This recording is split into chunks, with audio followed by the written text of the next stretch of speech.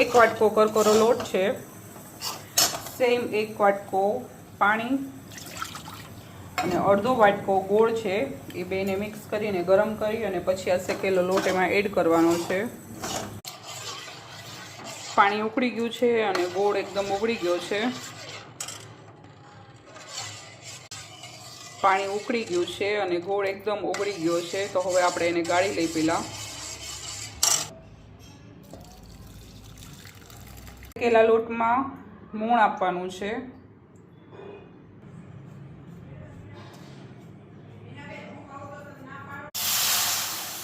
ગોળવાળું પાણી એડ કરી અને એમાં થોડું અમથું ઘી એડ કરવાનું છે.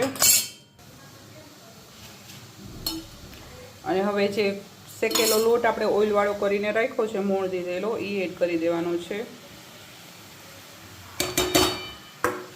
ગેસની ફ્લેમ લો રાખવાની છે.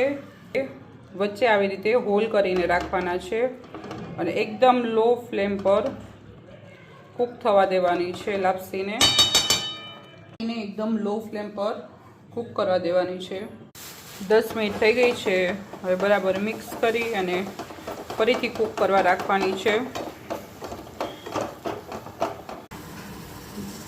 3 ચમચી જેટલું ઘી નાખી અને બરાબર મિક્સ કરી લેવાની છે.